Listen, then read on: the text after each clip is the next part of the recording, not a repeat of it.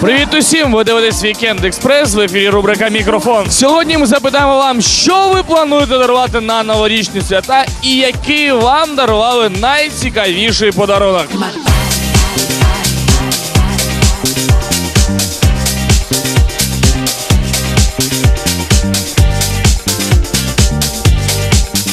Що ви плануєте дарувати своїм близьким на новорічні свята? Мягкие игрушки. Неординарное. Стараемся делать сюрпризы своим любимым людям. Может быть, машины, квартиры. Что обычно дарят на Новый год? Дівчині собираюсь подарувати цепочку золоту. Друзі обійдуться відкритками. Свое внимание в первую очередь. И какие-то мелкие подарки приятные. Любимому, может быть, подарю поездку куда-нибудь на курорт. Сувениры из других стран, часики из Риги, из Праги, статуэтки очень симпатичные. Я думаю, моим друзьям понравится.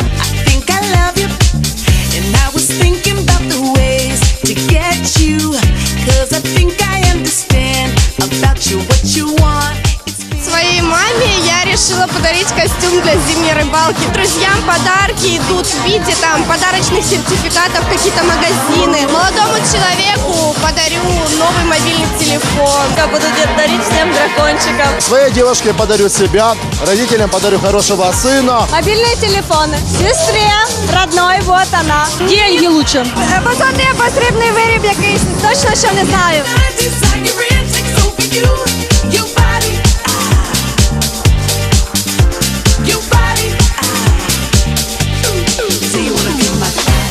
А можете згадати свій найцікавіший подарунок, який вам дарували на Новий рік? Любимый человек подарил кольцо на Новый год. Деньги в основном дарят. Мне когда-то подарили железную дорогу. Это мне лет 8 было. Ну, это, считаю, мой самый лучший Новый год был. Контактные линзы.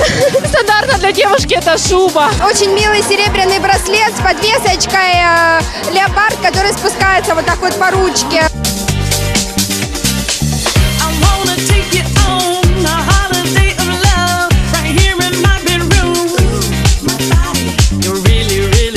Путевку в Прагу на зимние каникулы. Набор с бриллиантом. Кольцо и серьги. Место в новогоднюю ночь. Очень романтичное стихотворение. Плюшевий медвіжонок. Великий? Великий. У дитинстві таку колясочку, це було, мабуть, саме дивовижне. Це була шуба. Це була рубрика «Мікрофон». Вікенд Експрес триває.